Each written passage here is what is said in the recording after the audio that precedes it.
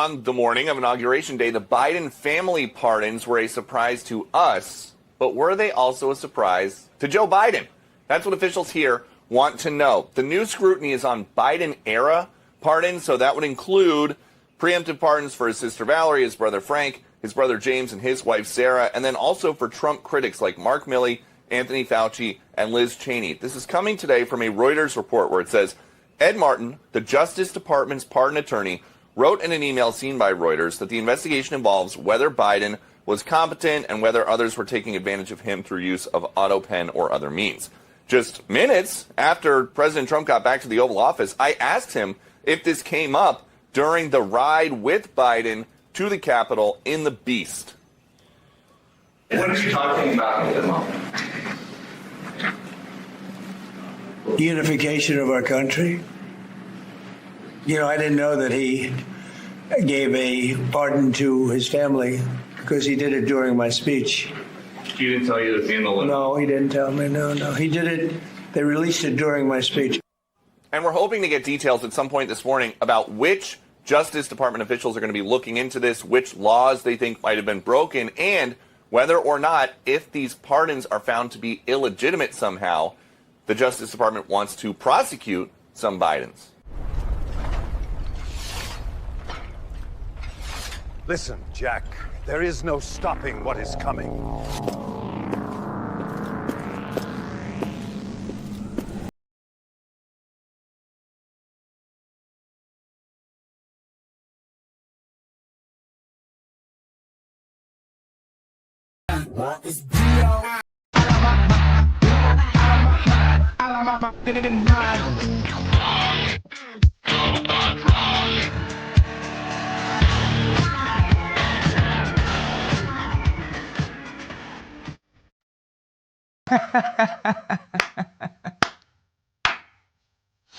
That's one of my favorite ones of all time. Oh, man. All right. Oh, does Joe Biden deserve the Terminator? Isn't the Terminator role in Terminator 2, isn't it too iconic, Jerry? We have this ongoing dialogue with Jerry live on the show because I promise you. Klein can attest. Klein's sitting right here. He's the most honest man I've ever met. He's never lied. Klein's not a liar, okay? They're straight and narrow. Straight as an arrow, this guy. I don't watch the memes ahead of time. I don't. I want to watch them live with you, and I'm going to react live with you. So, Jerry, isn't Arnold Schwarzenegger Terminator 2, like, isn't he the hero? Does Joe Biden deserve that? Let me know, chat. Let me know. Today is Tuesday, June 3rd, 2025. And man, we're not covered in rainbow vomit. It's unbelievable. Something wild has happened in culture, and we documented something remarkable yesterday. Can't wait to share it with you. Trump's Justice Department has decided they will be investigating criminally Joe Biden's pardons and use of the Autopen. Uh-oh. How is Joe Biden going to explain 8,000 pardons? Somebody please, very slowly and calmly explain that to me. How does Joe Biden, who we saw fall ass backwards down the Air Force One stairs multiple times, we saw Joe Biden fall flat on his face walking across a flat stage. We saw Joe Biden incapable of using the English language, making up words. He went through and reviewed 8,000 pardons? No. It was a criminal enterprise. The entire White House was a fake White House. It was a fake presidency. It was a criminal enterprise. Donald Trump saying that Joe Biden's a robot and that he's a clone and that there is no Joe Biden. We'll explore that interesting claim today, ladies and gentlemen. Target has canceled Pride Month officially. We're excited to show you the evidence of all of that. Representatives Darrell Issa, Will Chamberlain, and Brett Tolman will be joining the program. A suite of legal experts to talk about the Biden pardons and greater cultural issues. Ladies and gentlemen, my name is Benny Johnson, and this is The Benny Show. We know that you are feeling financial pressure. There is financial pressure right now. There's rocky ups and downs. It's just the way it's going to be as you reset the global economy. Make sure that credit card debt ain't eating you alive with my friends at American Financing. American Financing are the people who you should call if you want to get out of credit card debt. Credit card debt is criminal. It's the way that I think about it. It's very weird, but it's something that I do agree with AOC and Bernie Sanders on, that they shouldn't be able to charge 30% interest rates on these kind of things. I do agree that that should be capped. I think Trump agrees with that as well. Anyway, the point is, don't second guess yourself here. Credit card debt is real killer. It's a way that really shackles you and handcuffs you away from the American dream. And I want you to have the American dream. You should call American Financing today to unlock that American dream. They're saving their customers an average of $800 a month by using the equity in their homes to finally break free of credit card debt. You owe it to your family to see what's possible. No upfront fees, no pressure. It costs you absolutely nothing. Get out of debt today. Call American Financing at 888-528-1219. That's 888-528-1219. AmericanFinancing.net/Benny. Okay. All right. I know that maybe people are like, okay, it's a culture war. It was like why do you care about Target? Why do you care about Bud Light? Why does it matter? It matters because these are things that belong to all of us. It's like when you watch someone desecrate the American flag. It's like when you watch somebody burn an American flag. Like, no, effort, that belongs to us. That doesn't belong to you. That belongs to all of us. It's almost like, if you want to even rewind it back a little bit, it's like watching like your local sports team that you grew up watching, like make a terrible decision, right? With who's going to be the coach or who's going to be, or like, I'm saying this to personally attack ALX right now, like the Patriots getting rid of Tom Brady, sending him down to Tampa to win another Super Bowl. Clearly the Patriots had another Super Bowl in them. They just moved the Patriots down to Tampa and we won a Super Bowl. Look at that. That's painful. It sucks to sit there and to watch it because you're like, wow, like I like the Patriots and that hurts me because that like kind of belongs to me, right? It's like it's part of my being. It's fabric, it's a part of how I identify myself, right? And so when you have these like large scale brands that are being used to push groomer satanic propaganda on our children, well, that's really dangerous because not only are these brands really powerful and really wealthy, and to have such an asset used in wartime. I mean, it's a war, right? We're fighting a war. Remember, this is a culture war. It's a battle. Someone's going to win and someone's going to lose. There's no such thing as a stalemate in war. Someone's always winning and someone's always losing. So, like, it's very scary moment to see such, billion and trillion dollar companies taken and like totally shot through by our political enemies and used as a cudgel against us, and then going after our children. How many children go through Target? The Target one is almost more important than the Bud Light one because there's like no kids drinking Bud Light, okay? And unless you're in the high hills of Arkansas, don't.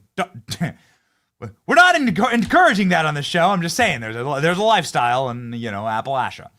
But the point is that like the Bud Light thing was like purely an adult thing, technically, right? It's like an adult. Alcohol's like 21 and older kind of thing. Target was a kid's thing. And I want to bring you, just because I want to like cover this quickly because now we're 3 days into whatever fake Pride Month thing that they have made up. It's like, America's birthday gets one day, Veterans Day and Memorial Day is just one day, right? But there's an entire Pride Month. That's obscene. This should be called Veterans Month, I guess. Pro-America Month. Donald Trump's doing America 250. We have big announcements on that coming. America 250, that's a celebration of America for an entire year. Boom. That's how it's done. The point of this little rant is that these things matter. This is a battlefield, and our enemies, which are demonic predators, right? Our enemies are taking these huge brands and using them to literally targeting our children with them and using them against us. And that's a show of force and cultural power. That's a loss for us in the culture war. Well, damn it, we wouldn't allow it. That's something we're not going to let happen here. So we became sort of the face, I think, in part, of the boycott Target movement. This boycott Target movement was rip-roaring. We went to our local Target and we showed people what this was. Sometimes you see these things online and you're like, that can't be real. So we went and checked it out. About 15 minutes from where we broadcast, there's a Target. Get in my car, head over there. Here's what I found inside of Target, this is going to make your stomach turn. It's like looking at the ruins of like a bygone child sacrificing cult in like the high Amazon. When I was watching it myself in pre-production, I couldn't believe how bad things had gotten. Here's what Target looked like before we, as a movement, changed this country. Here we go. Continue. All right, so about 15 steps in, here we are, ladies and gentlemen. Right here, right at the front of the store, right here in Tampa, Florida. Here's not just the display with adults featured in it, but toddlers featured in it. Is a little kid right in front of the Pride display, along with, of course, an adult wearing a shirt with naked adults on them. He, she, they. Got it? And no one's wearing clothes. Right next to the little kid. What I find interesting about this is that it's also right next to the children's section. See this? This is all the kids section here. Don't tell me that's by accident. There you go. You literally can't get to this kids section without walking through here.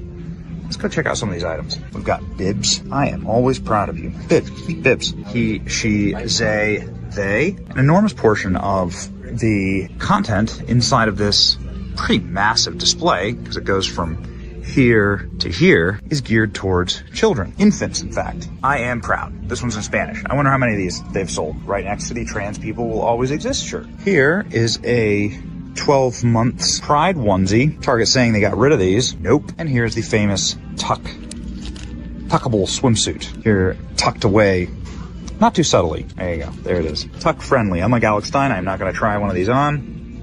But there's your extra crotch coverage for whatever private part you decide to put into this 3X swimsuit here. That's on you. You can see some of the clothing is adult themed, but a considerable portion of it is child themed. You can see here, teeny little skirt. This is 5T, so this is for toddlers. Just absolutely shocking stuff. But here, this is very interesting. Look at this. We belong everywhere. This somewhat benign piece is actually designed by this company, which is a satanic company. This is literally made by Satanists. Eric Carnell is a Satanist. Now, Target says he has a love of all things spooky to create his work. Nope. This guy is the guy who says Satan uses preferred pronouns. This is the guy who says we hang with Satan. So this is Target, and there's the entrance. Here's the satanic product. There's the entrance. This is the Satanist product that they said that they took down. They lied. Target's lying. Target has lied. This is all a lie. You have, of course, the Sam Smith album, also the Satanist album, and then you have the Tell Me They're Not Grooming. My Queer Year. Look at this. It's a diary for little kids. This is a diary for little kids. Passion is an intense desire deep down in your soul. It can be for anything. Any feeling and fulfillment when you're doing an activity that you enjoy. Oh, okay. What is your ultimate guilty pleasure? What if you didn't have to feel guilt around it? Hold up. Wait a minute. Something ain't right. Yeah, definitely no agenda there. No agenda here. Here we go. Again, that's the kids section. This is right next to the kids section. The Heartstopper. It's a coloring book that's effectively just people, like adults. It's a children's coloring book of adults and young people making out. This is it. See it? Fight the system. See that? Because cisgender people who are the enemy. It's worse than I possibly imagined. They have, of course, doggy toys. So there you are, ladies and gentlemen. The official tour, the majority of it's baby clothes. And that's because Target not only hasn't moved it, but it's right next to the children's section. Here's your tour. It is 100% for real. These are not people freaking out, causing a panic. This is just, well, there you go, cartoon shirt of naked adults inside the children's section. And in case you're wondering if this is something that is marketed to children, well, there's the actual mannequin. So don't believe the propaganda. Don't believe the press releases. Watching that, I wonder, how did people escape criminal penalty? You know, under this administration, Alex, would you grab the FBI post from yesterday? Under this administration, Target may well have faced some type of severe criminal penalty, and the people behind that may have had to answer in court to the DOJ. Praise God. because millions of Christians, here's the FBI post from yesterday. It's wild. The FBI, this coming from the official FBI account with, I don't know, millions of followers, I'd have to assume, right? It's like 3.8 million followers, okay? The FBI has as many followers on X as we do. Hey, you know what? That's a good fight to have. Help the FBI protect children. As Attorney General has made clear, we will protect our children and hold accountable those who mutilate them in the guise of gender-affirming care. Report tips for any hospitals, clinics, or practitioners that perform these surgical procedures on children. Look at the difference an election makes. Could you imagine what would have happened if we hadn't won this last election? It would have been the Target video on steroids. This is our reality. Why? Okay, so that's what we had under the fake presidency of Joe Biden, which was simply a propaganda vessel, a wooden horse for communism and Marxism in our country. Absolute and total degeneracy pushed upon our children, pushed upon us, using our businesses, our companies, using iconic American properties in order to push agenda on our children. Fast forward to today, the FBI is saying anybody who harms a child or engages in genital mutilation is going to be criminally penalized to the fullest extent of the law. How do we get from here to there? Well, glory to God. Praise God. Millions and millions of Christian mothers, fathers, believers got together and said, enough! We decided that we weren't going to take it anymore. And when anybody tells you you have no cultural power, I want to just remind you of this moment. That all of us in our own way, I wasn't going to wear the tuck swimsuit. Alex Stein wore the tuck swimsuit. Alex Stein got into the swimsuit and pranced around and kept asking people at Target whether he looked, whether it tucked enough. We don't need the audio on this, but you feel free to play it. We all decided in our own way, this is Alex Stein's way. My way was, I'm just going to show you what they're doing. We decided that this was going to be a target, for lack of a better term, that we were going to go after, that we had had enough. That this wasn't going to stand, not in our nation, not in our Christian nation, and that we were going to attack. Not physically, like the left does. We were going to use the pressure systems that exist in free market capitalism and shame, because shame still does exist in this society, and we were going to destroy Target. Now, Alex Stein wore the tuck swimsuit. Other friends of us, Forgiato Blow, he's a rapper who lives not too far from us, wrote a song that was a #1 Billboard chart-topping hit. It went triple platinum. Please, take a moment and understand how united we were on these issues, how important it was that we stood a line together and said, no effing more. You have crossed the line. Here's us with Forgiato, just a short clip, detailing how and why he wrote this song, and then he drives his Trump MAGA truck straight into Target. Watch. Attention all shoppers. There's a cleanup on every aisle. Target is targeting your kids. Put a target on my back, but they're targeting your kids. We got a Trump truck on a Trump truck. You all know what it is. I want everyone to see it, watching. It's real love. I just love Forgiato's content. It's real. It's real love. Yeah, they target.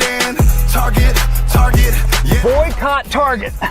The #1 song in America. No way conservatives could actually top the rap chart. You've never heard of Forgiato Blow. On this episode of The Benny Show, we're going to show you how conservatives are fighting back, one boycott at a time. Forgiato Blow is a Florida-based MAGA rapper. He's also the #1 artist in America right now. His song Boycott Target is the top of the charts, #1 song in all categories. He's beating Morgan Wallen, Luke Combs, and Taylor Swift in the charts right now. just feels like it's more than music now at this point. Forgiato Blow is going to celebrate today by taking us to Target. How are we going to get there? The MAGA-mobile. Let's take a tour. Hey, what's up, man? It's Forgiato Blow, the mayor of MAGAville, and welcome to Trump Truck 47, your future president, Donald J. Trump. So look right here, we got United We Stand, with Biden we fall. I think we all know that. This is a part that was on my last truck. Come here to the bag. United we stand, with Biden we fall. But I loved it so much, I kept it on this truck. 47, got the details, you got Trump all in here. Boom, we got the White House on here. We got that Florida Everglade Trump here coming with the guns. Lady Liberty. This is my favorite part of my new truck though, RIP Ashley Babbitt. I feel like, a lot of people aren't saying her name. One thing about me, I'm always putting on for Ashley Babbitt. This is cool, Trump in here doing the Trump dance.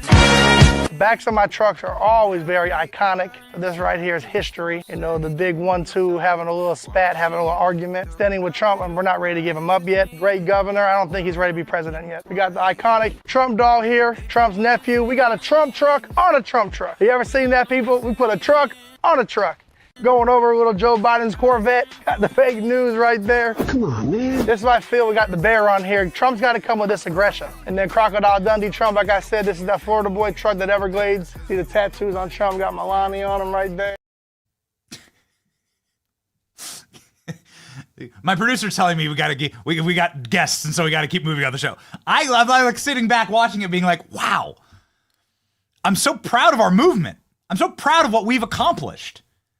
Look at the creative energy. Have you ever seen the left put this kind of creative energy into anything? Look at the grassroots. Okay, yeah, probably from some type of greedy, greasy Hollywood corporate pablum, executive suite level, Soros level, straight from on down, reading from the teleprompter Beyonce stuff, right? No, this is grassroots love. And it was just regular Americans joining in this, an actual movement. Unlike the left, which is completely astroturf, this was an actual movement. And they were targeting our kids, and we did assist in this, and praise be to God. Now, yesterday, I went to the same target, the exact same location, the same target. It's June 3rd. So you'd think that everything would be rip-roaring, right? Bunch of dildos in the children's section, I'm sure, like what you'd expect, right? Turn the whole thing into some type of sick groomer perversion. That's what I saw not too long ago. Same month, same target, but you would be shocked at how much and here's the shot right there. Number one billboard, boycott Target, beating Taylor Swift, Morgan Wallen, and Luke Combs. Look at that. Whew. Man. I think we've beaten Taylor Swift a couple times on there. There you go. This is the power of our movement. And it's good to just take a step back and bask in the victories. Because this all of it added up. And there's only so much these corporations can take. And those corporations ultimately are nothing without the paying customer. And so the paying customer said no, wrote songs that were the top of the charts, trolled them online. I mean, these videos that we did, ALX, how many views did they do? They did hundreds of millions of views. The videos we did hundreds of millions of views. Tens of thousands of comments. So I'm just we're just proud to be part of this movement with you, right? We're fighting alongside you.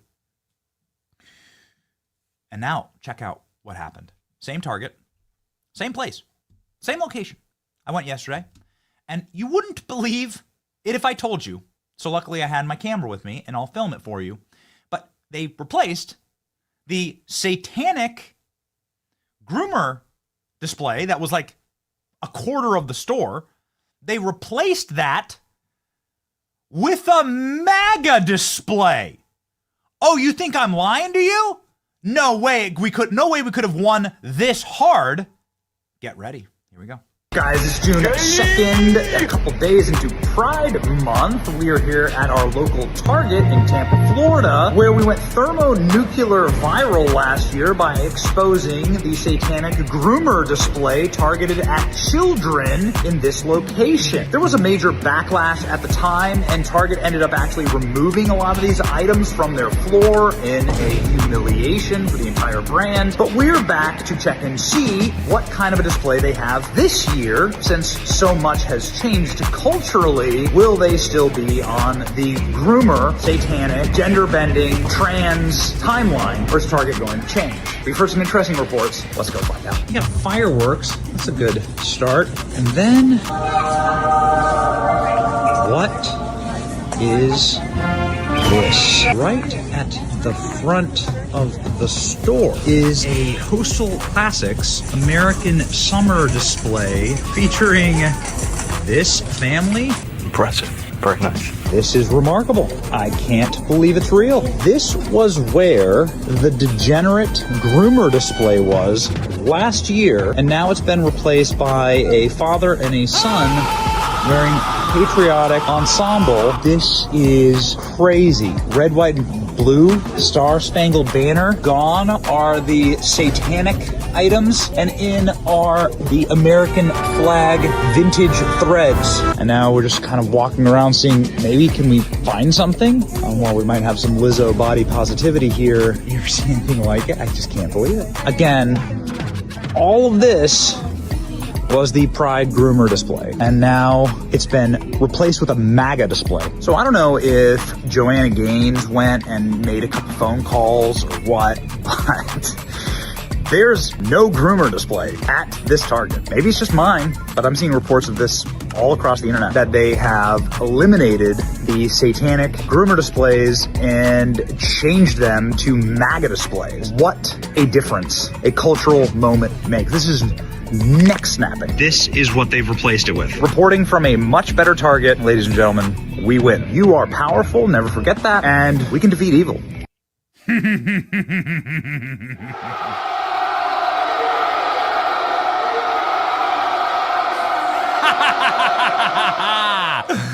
Oh, and by the way, did you know that Disney fired thousands and thousands yesterday? Yeah. The entire team that brought you woke Snow White was now in a bread line.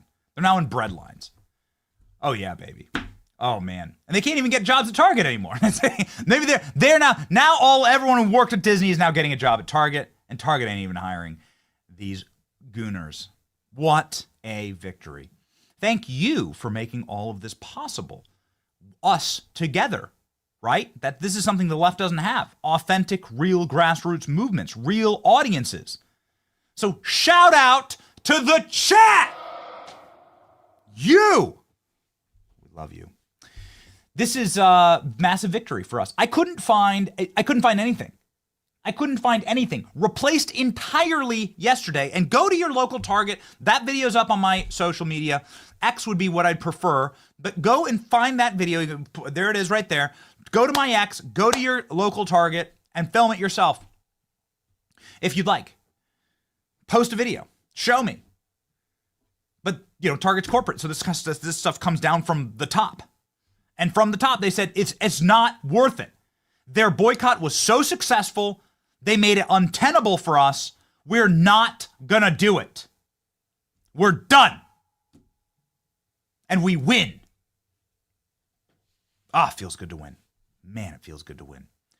Go check in for yourself. Go do that and post a video. I'll retweet it. Go post your own video and show how much we have won culturally. This is all because of us. Right there, right here, in this country.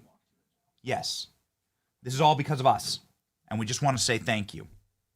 Ladies and gentlemen, we were inside of Target. We were filming with our Patriot mobile device. We were very proud to not even be using woke cellular service inside of that Target. Oh yeah, we are living clean around here. Patriot Mobile is the network that allows us to go and do those kind of films. Actually, it's very, it's actually very important because you're filming like minutes on end. You end up filming like about 10 minutes of content. Our excellent editor, his name's Nick, he crunched it down to about 2 minutes of content. Anyway, the point is that you have to send those big files. You have to make sure you're filming it. You have to make sure you're sharp. Patriot Mobile is the company that keeps us locked in and loaded on the road. And we do have some country music announcement for you. We'll tell you that in just a second. Go to patriotmobile.com/Benny. Call 972-PATRIOT right now and use a promo code Benny for a free month of service when you sign up. The reason why you should do that is that I'm going to be using my Patriot Mobile device tonight when we go to Nashville. We'll be going to Nashville tonight for the opening of Kids Rock's Bar. Yeah! This would be the time for the cheers. Yeah! We're going to Kid Rock's Bar tonight, and we're going to go there for the opening of Bob's Bar tonight in Nashville. We'll be filming all of this. We'll bring that to you. We're gonna be filming there in Nashville. We're gonna put it all up on the channel. We're gonna put it all up on social. We're gonna bring you along with us. I don't know. I don't exactly know why, but we got an invitation to this. Well, I actually do know why. We got an invitation to this because of you, because this audience, this stream, this chat, and they see the power of what we're doing. This all blends into the whole Target conversation. So they see the power of that, and they want to be part of it. And so it's our obligation. We already have people on the ground in Nashville. It's our obligation to bring that along, with you. It's an amazing story. Kid Rock got canceled in Detroit. He's from Detroit. His bar got canceled in Detroit. And so he said, screw these people during COVID, just like many of these places. So Kid Rock said, you know what? F off. We're moving down to a red state. We're moving down to the great state of Tennessee. Shout out Tennessee.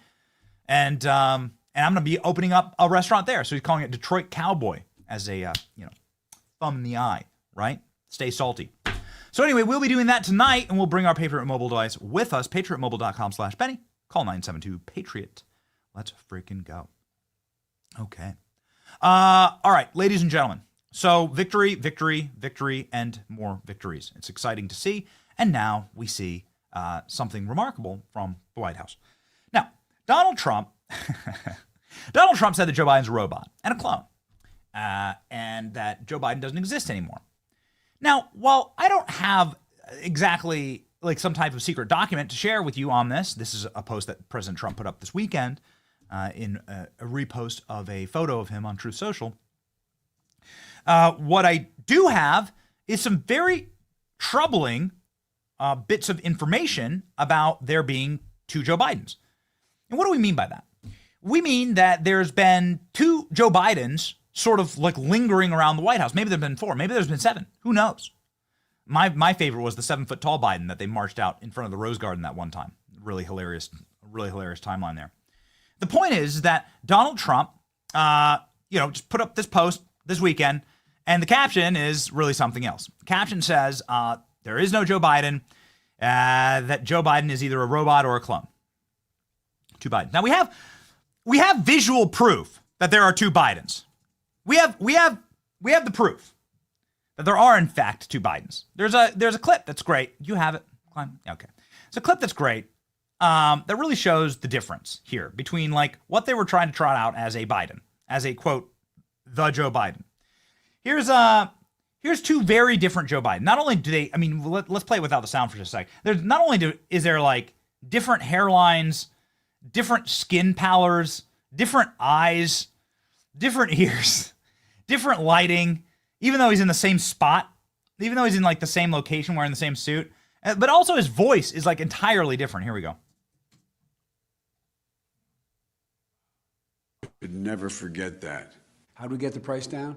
Mm-hmm. Well, a new report today shows that folks, as we fight inflation, you can't be pro-insurrection and pro-cop. Just a moment, ladies and gentlemen. There's slight technical difficulty for Klein. Klein, don't worry, I got it. Let's.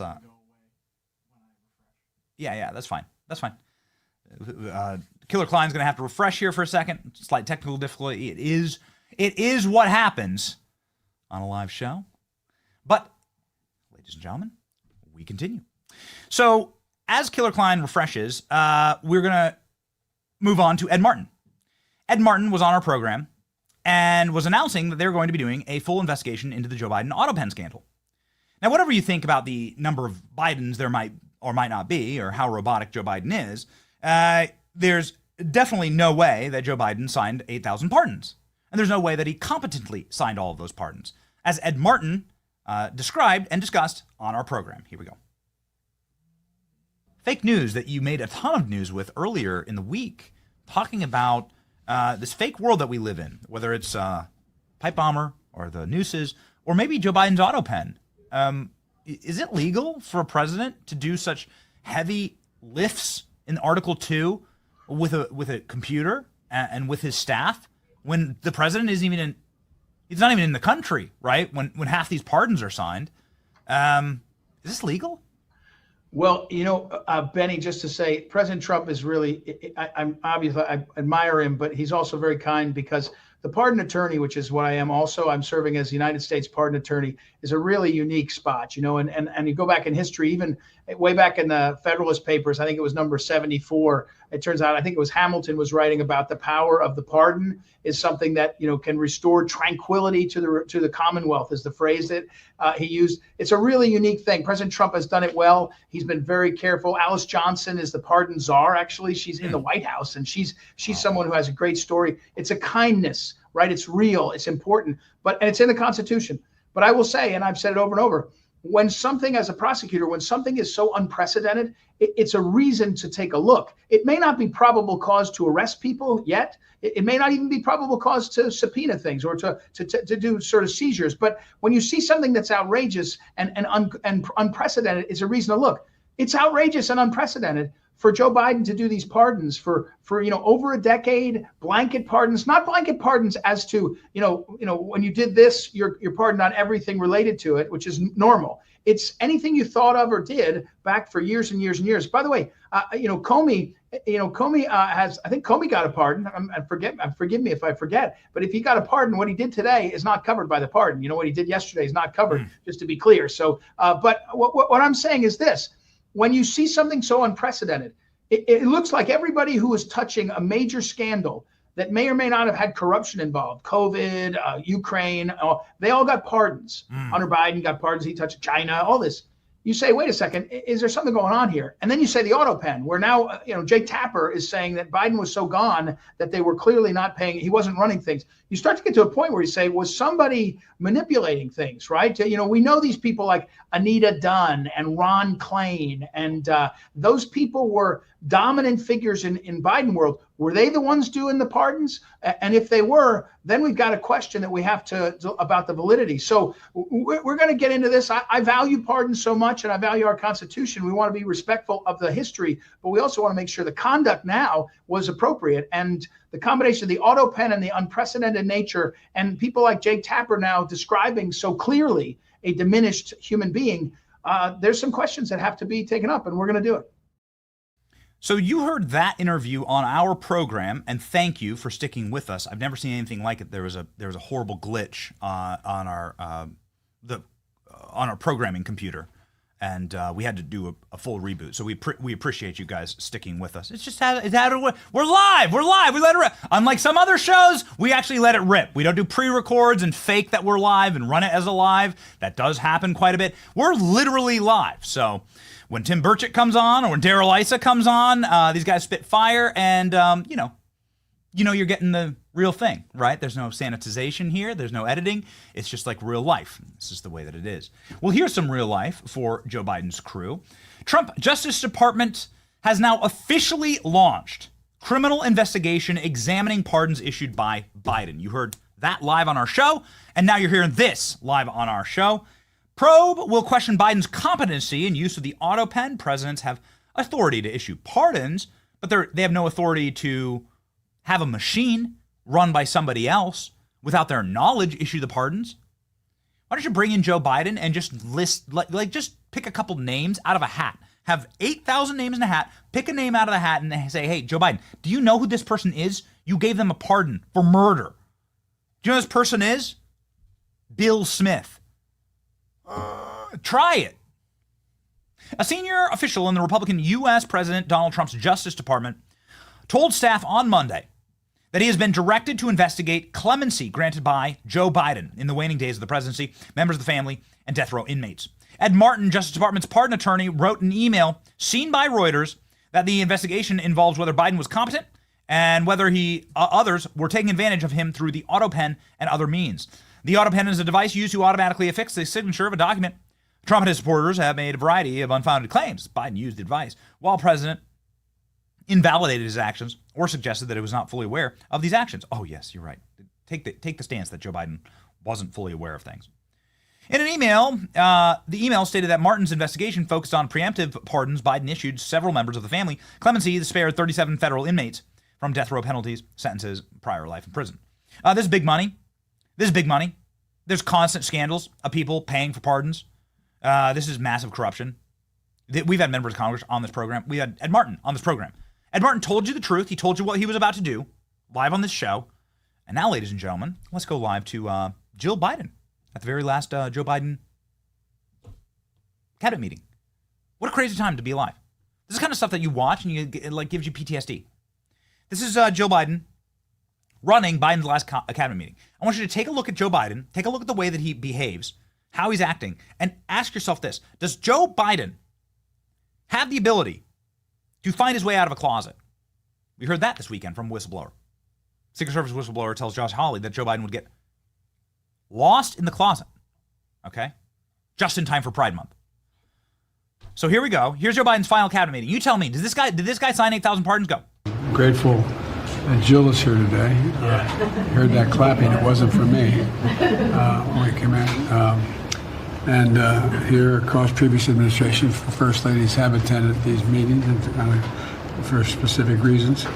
This is the first time Jill has joined us, and it goes to show how important the issue is, which she's about to speak to the both of us. Today, at the top of our meeting, Jill's going to give an update on the House initiative, White House initiative, to fundamentally change the approach and the fund, how we approach and fund women's health services. So I'd like to turn it over to Jill and for any comments she has, and it's all yours, kid. Thank you. You know, sometimes the White House. He doesn't even look. Again, he doesn't even look like Biden. We had like a whole look at that. Look at. It's elder abuse. Who's in charge? Who's in charge here? If Joe Biden's getting lost in the closet, and here's Joe Biden. This was big national news all weekend. Joe Biden gets lost in the closet. From Yahoo News. Here we go. Confused Joe Biden would continually get lost in the closet according to his personal Secret Service. Jill knew. This is why we keep asking, like, maybe it's time to focus up on Joe Biden, right? So we've asked on this program Ron Johnson, who's in charge of the investigation in the Senate. Ron Johnson said, yes, we are focusing on Joe Biden. We need to bring these people in one at a time, individually, transcribed interviews, compare what they tell us to what other people tell us.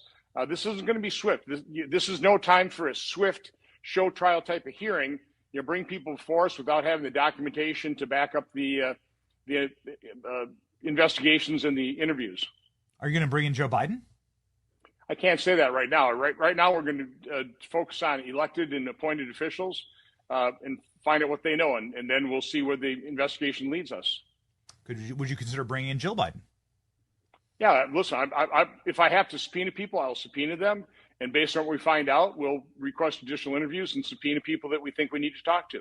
Again, I intend to. James Comer has said he's going to go after Jill Biden. And Carolyn Leavitt has said we should go after Jill Biden from the White House press dais.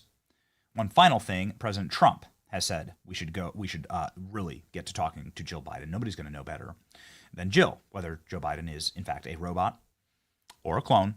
Could you imagine having to live with multiple Joe Bidens? Goodness gracious. Or what happened with Jill Biden? Here's Trump. Do you think that Dr. Jill Biden should also have to come in and testify about what she did or didn't do? Well, I hate the concept of it. It's the wife of a man who was going through a lot of problems, and everybody that dealt with him understood that. And I guess it came out during the debate loud and clear. That was the biggest signal of all. They have to do what's right. The country was, there was a lot of dishonesty in the election, as you know, of 2020. That's been now caught. People understand it. It was a rigged election. And when you go further out, when you see the Autopen, I mean, I think the Autopen is going to become one of the great scandals of all time, because you have somebody operating it or a number of people operating. Because I knew Joe Biden. Joe Biden wasn't in favor of opening up borders, letting 21 million people into this from prisons and mental institutions and gang members. He wasn't into that at all. And, you know, who signed these orders, proclamations, and all of the different things that he signed that set our country so far back, that was so bad for our country? Ladies and gentlemen, somebody who is a bulldog of an investigator, somebody who we love having on the program, who's been a real fighter, and who we love having back in the arena, the great Congressman of California. Oh boy, we'll talk a little bit about that. Darrell Issa joins the program live now.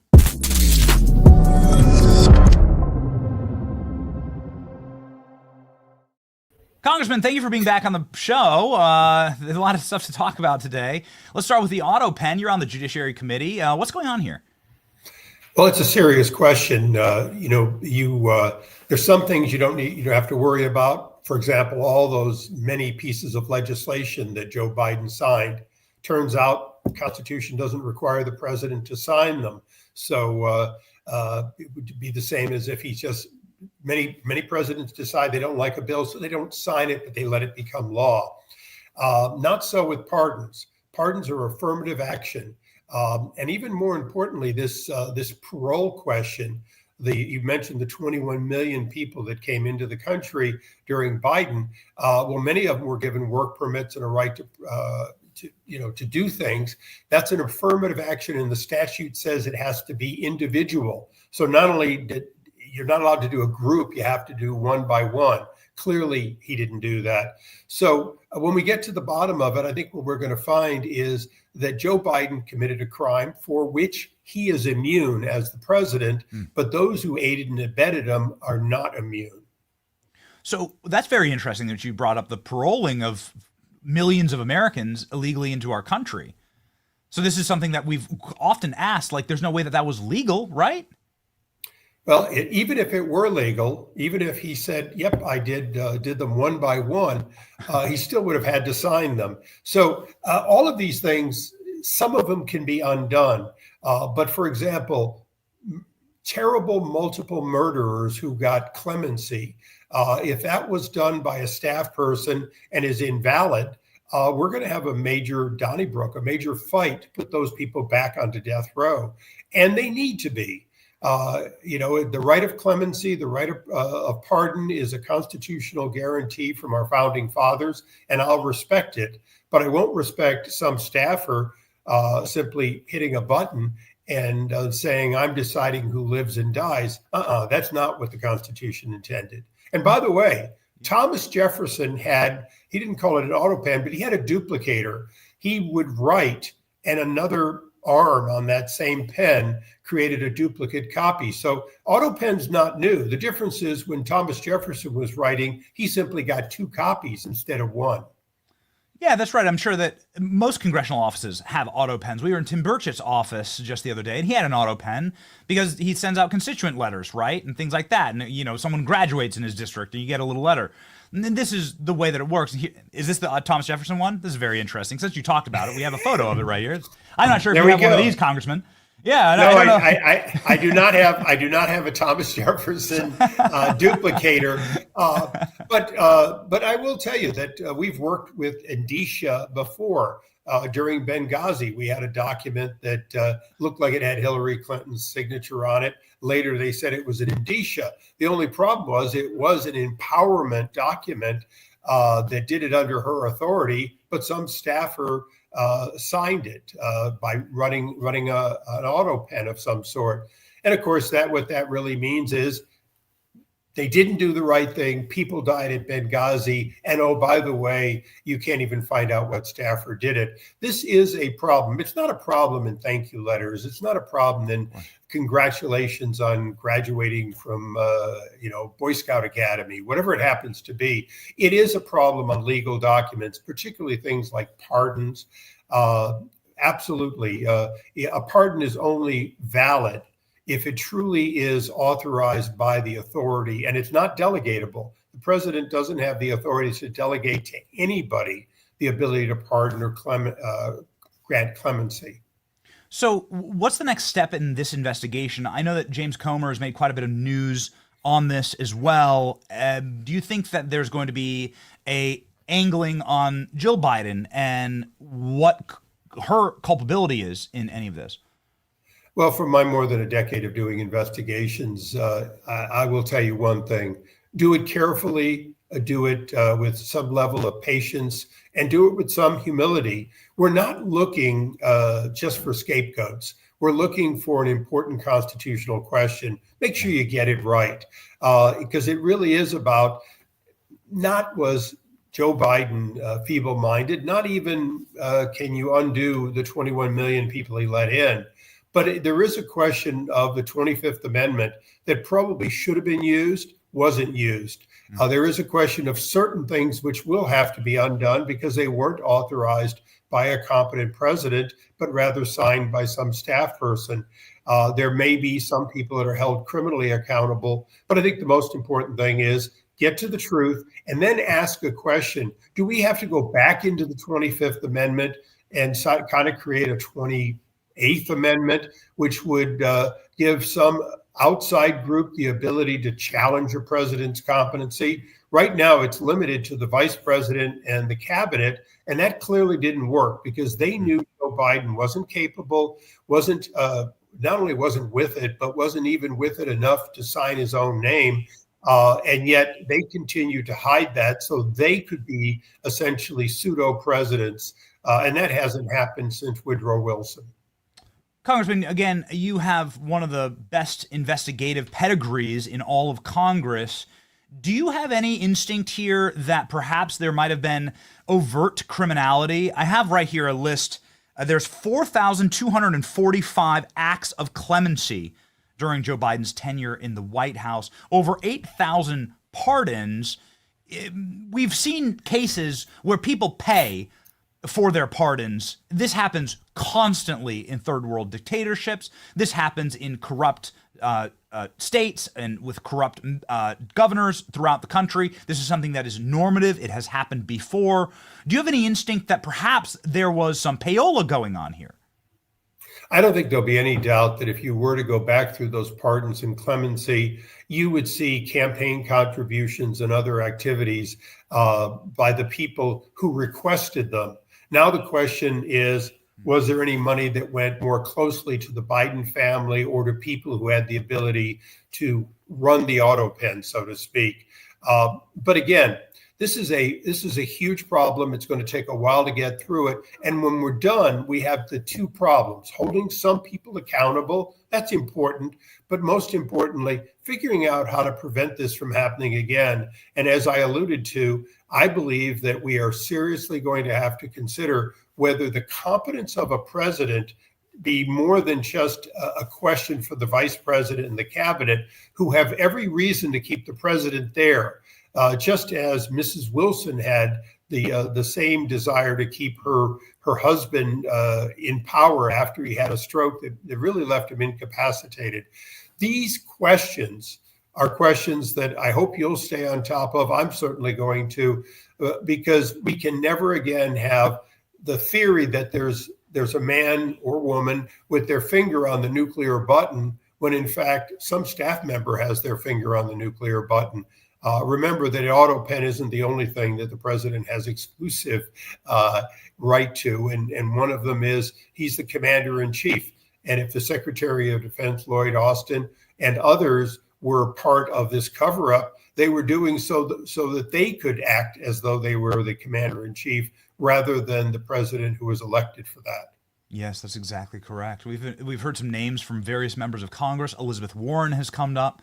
David Sachs is the AI czar for President Trump, and he says Elizabeth Warren was using that Autopen and burning it down to the ground. She was using it so much. Have you heard anything like that from members of Congress taking advantage of this? You know, we've heard the indication of that quid pro quo where people were pushing through vast amounts of pardons for their friends and contributors, and that now again, one of the challenges from a criminality standpoint is these people who asked for the pardon likely didn't cross a criminal line, but working together with people that they knew would get the pardon when Biden wasn't able to, somebody's got to be held accountable. And if there isn't a law to do it now, there needs to be one, because the American people want to know, why did so many criminals get a clean bill of health? Was it simply because they or their families gave money? You might remember during Bill Clinton, he famously had very large, like $1 million contributions to his library that seemed to exactly coincide with pardons. Yeah. I mean, maybe you could expand the investigation into the Clintons. Man, we'd love to sing the oldies. We'd love to sing the oldies, Congressman. Well, you got to remember that when somebody no longer matters going forward, probably what you need to do is to look at the ones who still matter, who tomorrow or the next day could be back in power. There are people that surrounded the president who fully have the ambition to run for higher office. And one of them is my own Attorney General, Senator, and Vice President, Kamala Harris. She's still very much, I think she's going to run for governor. And she was the person who should have brought the 25th Amendment into play and didn't. She undoubtedly has people who supported her, who very much she lobbied for them to become president. So, to become pardoned. Wow. So, you want to look for the first person that needs to be looked at. It's the former vice president. Yeah, you're exactly. You know what? Thank you for that correction, Congressman. Because you are the deeply astute political mind.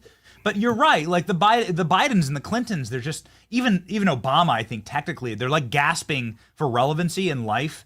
There's now a big movement to push Obama, really, like the Obama apparatchiks, out of the party and to make way, to bulldoze for a new generation. And Kamala is clearly, psychotically vying for that, to run the party, right? To drive the thing. And so she's still got juice in the tank.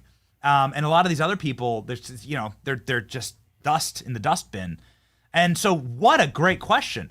What's going to happen with Kamala? Is she going to be brought in? You're exactly right. It's really, Joe Biden has a totally different, marital reason to keep this all going. It's Kamala Harris that has a constitutional duty to stop it. Joe Biden has no constitutional duty to stop it. Kamala does. You're so correct. She has a future, and she's a darling of the party in many ways. Enough that they anointed her when Biden finally stepped aside. And I know there's been this talk about, should they have done it differently? I think at the end of the day, she knows that she's still relevant to run for governor, relevant to potentially run for president. And as an attorney, as a former prosecutor, as an attorney general, there's no question that she knew that her actions that may or may not have happened behind closed doors to get pardons for people to run that Autopen, so to speak, made her a direct enabler. So yes, she should be required to ask and to be asked and answer. What did you know and when did you know it? What did you do and why did you do it? Is she going to be called in? I mean, you're on multiple extremely powerful committees here. Obviously, you're Darrell Issa. You're a legend in the House. Will you be advocating for Kamala Harris to be subpoenaed under oath? I believe she should be one of the most important people to be interviewed. She was the last person in the room time and time again when decisions were made and things were done. And I don't think she can run from that. And at the end of the day, she should be forced, to answer the questions under oath. She was the responsible party. Remember, after Joe Biden, she was the highest constitutional officer in the land, the only other person that was elected by the entire United States of America on that ticket with Joe Biden. And, when the president's there, most of the time, the vice president is simply a senator who, sits there and breaks ties in the Senate. But that's not true when the president is incapacitated and the vice president effectively can take control. I believe that happened. I believe it happened a lot. And I think she should be held accountable to at least ask and, be asked and answer those questions. You believe that Kamala Harris was taking control a lot? Just want to clarify. I believe she was. We've all been with people who have diminished capacity, wonderful friends and family that get up in years. And how do you control them? You control them by being the person talking in their ear. And you see that, I don't want to do that. No, go ahead and eat your oatmeal. Yeah, come on, hon, eat your oatmeal. That's Joe Biden.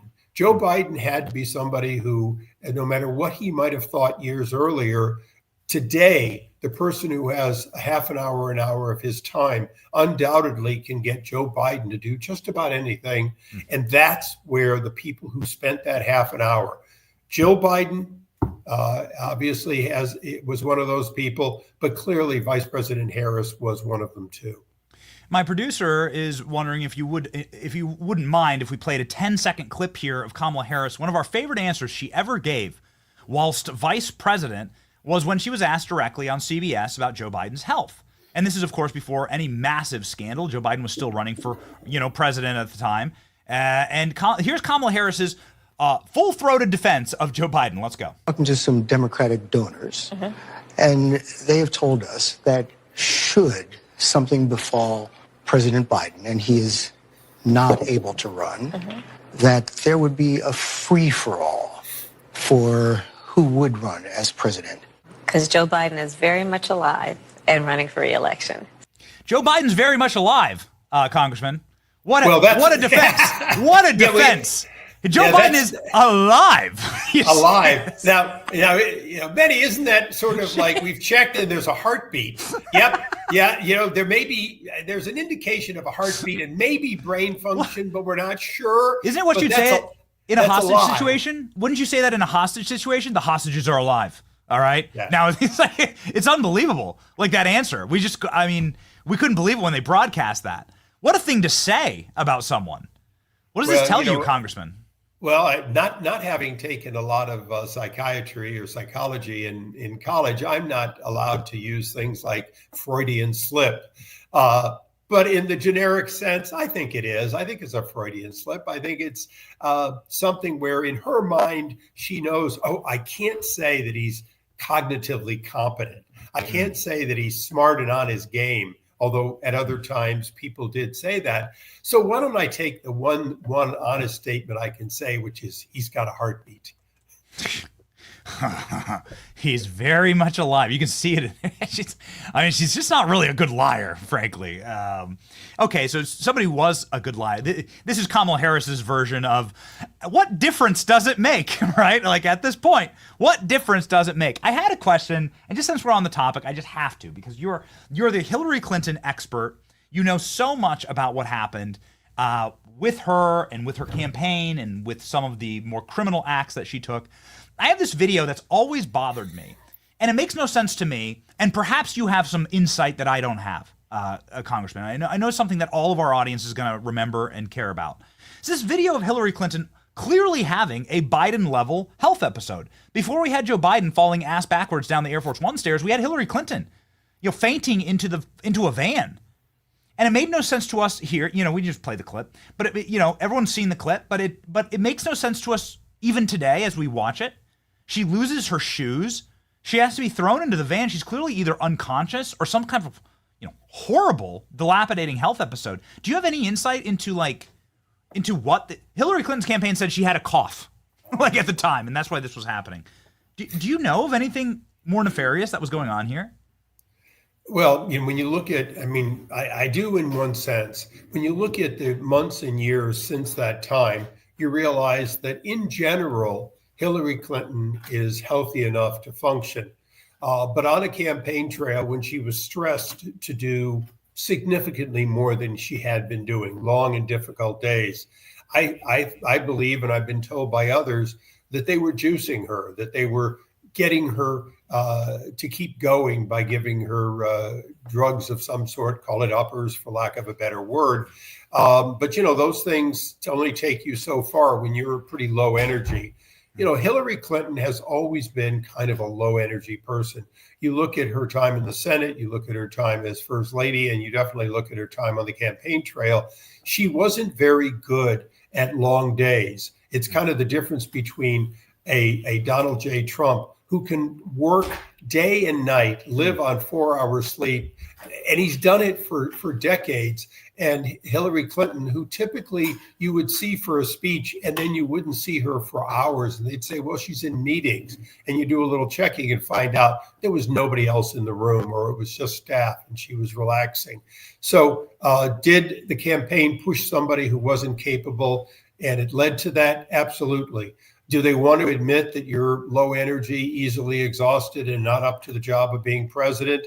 Again, people around a presidential candidate will do anything to keep that candidacy alive. And there was no exception with Hillary Clinton, who she was the paycheck for these people and their ticket to the power of the Oval. Well, thank you so very much, Congressman. We appreciate the little extra time here. We did have a small technical glitch at the beginning of the show, and so thank you for being with us. Godspeed, everybody. Follow the great Congressman from California, 250,000 subscribers on X here, on his way to 1 million. Thank you, Congressman. Thank you. See you soon.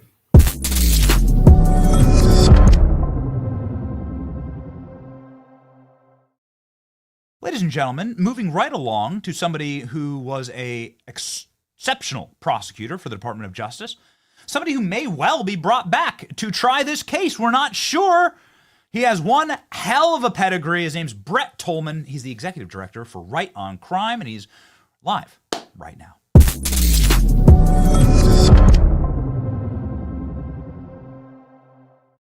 Brett, how are you? Thank you for being back on the program. Doing well, Benny. Great to see you. All right. Well, a very happy Tuesday to you. And this was the breaking news of the day that the DOJ is investigating this Autopen scandal. Is this going to lead anywhere? No one would know better than you. 3 or 4 decades, right, of like a prosecution for the DOJ. You would know better than anyone. What's the deal here? Yeah, Benny, I'm glad to hear this announcement, especially when, we know Congress wants to look into this, that it's going to be more theater than it is substance, which is fine. It's the role that Congress has sort of adopted. But the reality is, I've been saying for some time now, there are several statutes that could be implicated in an investigation, criminal statutes that govern the abuse of authority or the abuse of power that might be done by an individual in the White House, in the administration, or by members of Congress that may have utilized the Autopen for their own personal benefit or the benefit of others. I mean, there are dozens of statutes that may apply depending on where the investigation goes. So you see that this could be a fruitful investigation. How does it work? How would you charge this? Well, first, there's going to be record. Remember, the Autopen is supposed to be an extension of an acting and functioning president, a president that says, I'm going to be in the air. I authorize this document to be signed, or I authorize this to be signed, because there may be some inability to do it, physically. However, on the issue, the president is supposed to make the decision, always make the decision that he wants to sign whatever document the Autopen is utilized for. And traditionally, Benny, the Autopen is not utilized for any significant or official act that the president might take.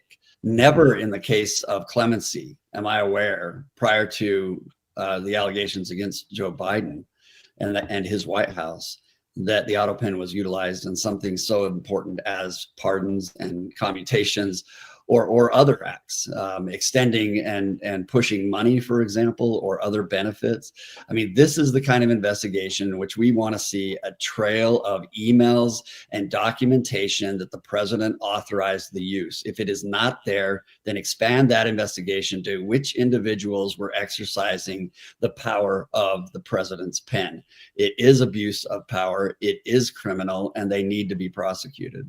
There's just no way. You have to suspend disbelief that a president whose own Justice Department said that he is not competent enough to stand trial, that a jury would never convict this doddering old man. Now, I can't even remember his son's birthday, or that his son died. Right? It's so sad listening to the Her tapes. I mean, it's painful, frankly. That he thought through, considered, and wisely executed 8,000 pardons or clemencies. It's inconceivable, Brett. I mean, surely they couldn't make that argument. Well, they did make that argument. And Benny, if we go back, when did it start to get used?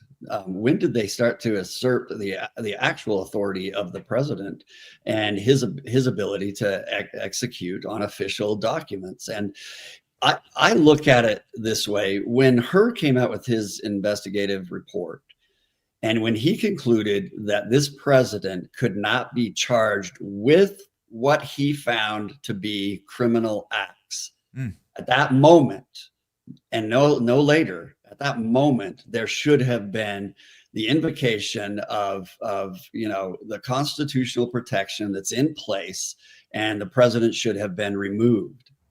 Yes. That was the latest moment that it should have been done. We knew, however, you knew, all of us were seeing it with our own eyes, but being told and lied to by the media that it was not what we were seeing. And yet, now we learn 8,000 pardons, other official acts. Perhaps the movement of money went as a result of using the president's authority. Like, all of those things is a level of corruption that seems very consistent with a family that was willing to be corrupt when he was vice president and when he just got out of office. It's interesting that you bring that up with the 25th Amendment, because obviously they threw up a little bit of a smoke screen. It was really a rather pathetic attempt to devalue the Hur report, and it didn't work. But our last guest, the great congressman from California, and he said, you don't understand. People are focusing on Jill Biden. They need to focus on Kamala because it's Kamala Harris's constitutional duty. Jill Biden doesn't have a constitutional duty to report on her husband. She has a marital duty, right, to sort of keep the ship sailing.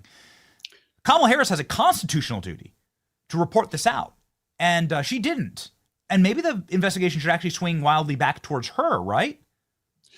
There should be included in the investigation, certainly. But Benny, I look at Kamala Harris as the ultimate follower, the ultimate pleaser.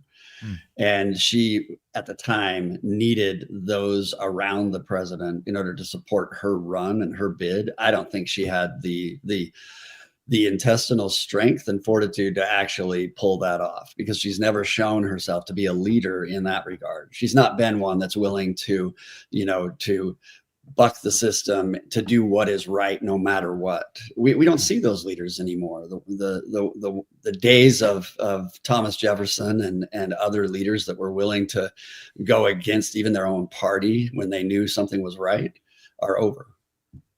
So it's kind of interesting that you talk about this. So the system that was set up, the institutions that have been set up, I want to move kind of more to the greater architecture of the DOJ and the FBI. Something that's been bothering me, and perhaps you could shed some light on this, given your extensive decades of prosecution for the DOJ. Why is James Comey, who's calling for the assassination of Donald Trump, and we should take that seriously because there's a lot of people who probably are allegiant to James Comey that are allowed to carry guns around Trump. I mean, we should take that very, very seriously, right? Why is James Comey's daughter allowed to continue prosecutions at the DOJ in very high-profile cases like Diddy right now? Benny, it's the underlying bureaucratic state, the administrative state. When I was U.S. attorney, it took me over a year to fire an employee that was caught doing drugs at her desk. It took me over a year to terminate that individual. Really? And so I am not surprised by it. You have a Department of Justice that has over 11,000 lawyers, largest law firm in the world. And there is no question that it is filled with the great percentage have donated, campaign fund donations have gone to the left. And the Department of Justice, from Main Justice to all the 94 U.S. attorneys' offices, are filled with individuals. It is almost an impossible task to root out all of the individuals that are bad actors, that are willing to compromise their prosecutorial discretion and willing to compromise their ethics in order to pursue a political end. It's a Herculean task. I think that Pam is focused on it. I think Kash Patel is focused on it, but we're not going to see results as quickly as we would like being on the outside. Have you been following this prosecution? Yes. People a little bit. People are bewildered at it and are saying they're not really proving a RICO case at all. It seems like they're just proving that he was they're proving that he was a mean guy, but that's not what he's on trial for exactly. Yeah, it is underwhelming. It is surprising. But I'll tell you this, it seems consistent with AUSAs, assistant U.S. attorneys, who might not have had enough stick time in a RICO case, a complex RICO case. We gravitated as a Department of Justice over the last 15 years to the low-hanging fruit prosecutions, the easy to win cases, the political agenda, the lawfare, all that has overtaken what historically were, individuals that could go into a courtroom and could prove a case and knew how to marshal evidence and put in the work in order to do it. And I'm not seeing the fruits of that kind of labor and that kind of effort in this case. Yeah. Do you think the government's throwing this thing? Well, you have one of the more high profile cases the DOJ has ever done. You have to be ready on that case. If you're not ready, if you haven't marshaled it, wait until you present the indictment and then pursue it. But right now, what you have are individuals that are saying, wow, despite all that we thought was going to come out, we have yet to see, there's some salacious facts, but we have yet to see what DOJ, alleged occurred. And it's troubling because there's many of us who want real concrete answers and exposing the corruption that occurs in Hollywood and otherwise. Yes. Do you think that there's some type of protection mechanism that's going on here? And the reason why I would ask that is not just outlandishly. So there's a record executive named Suge Knight who has done multiple interviews saying that Diddy was a Fed and that he was an FBI agent. He knew Diddy. He was in business with Diddy. And he's currently in prison, so I'm not sure what value he would have to say this. I believe that he's saying this honestly, that Diddy was a Fed and that Diddy worked for the FBI and that part of this was part of this had some type of government fingerprints on it. What do you think about that? I don't doubt Suge Knight. I don't think he has a reason to come forward with information. I've seen Suge Knight have before some solid information about corruption, and so it's not surprising. I think there's a pattern here, though. You see Epstein, you see others. There's rumors that float around that they worked, with the government agencies at times, and I would not doubt that. I would not doubt that there were CIA operations or FBI operations that were ongoing over the many decades in which many times these individuals were operating, criminally. And you go back to Epstein, and I was flabbergasted at the deal that, my colleague and friend, Alex Acosta, the U.S. attorney at the time in Florida, offered to Epstein. I mean, the only reason that you would believe that such a deal would be granted in that kind of a case and investigation was if there was solid information. Of course, we'll never know at this point, but there had to have been some solid information about some very high level targets in order to give such a deal to an individual that was such a criminal. Yeah. So we actually had Dershowitz on a week ago saying, what is this? Epstein belongs to intelligence. Here's Alex Acosta saying it himself. You say that he's a friend of yours. We have nothing against Alex Acosta, but Alex Acosta went before a Senate committee and said he was told to back the F off of Epstein by the intel committees and says he's ours. What do you make of that, Brett? Yeah, I will tell you this, Benny. I've had some of those calls before when I was U.S. attorney, calls that came from Washington, D.C. that said, hey, we understand you're investigating this target. And, I went to the mat on it. I wanted answers. I mean, we have clearances, top level SCI clearances as U.S. attorneys. I'd love to know what was said to Alex, what he knew at the time, the information that they conveyed, and the justification for, to give you a perspective, Epstein was facing easily life in prison, multiple life in sentences in prison with no chance of parole. Wow. And was given, in essence, a misdemeanor. And how do you go from that to what was offered would only be if high level Washington, D.C. is weighing in on a U.S. attorney, a very uncomfortable situation. You're right. You don't know, how it was in Alex's shoes. But I do know this. that every U.S. attorney has separate and independent authority from the Department of Justice. You can make the decision to go forward regardless of whatever Washington, D.C. says to you. And there are some cases where I scratch my head and say, I want to see what the intelligence was. What were they saying justified somebody that acted the way they did with the many victims that he caused and the criminal conduct that he perpetrated? What justified that? And is that happening again? And why are some of the biggest investigations not resulting in the best, form of justice? Yeah. Have you ever asked? You said you worked with Alex and you know him. Have you ever asked? We had an exchange at one time in the White House, and he was not happy about some of my comments that I had made on it. And, I said, well, if that's the case and you were told, then, let's talk about it. But yeah, we didn't get the opportunity. Dershowitz is an interesting interview because I was just like, was Jeffrey Epstein intel? I asked him, and he's like, I don't think so, because he wasn't untrustworthy. But he did ask me to go meet a bunch of Israeli Mossad agents one time, and he did fly into Israel while I was there. And I did set up that interview.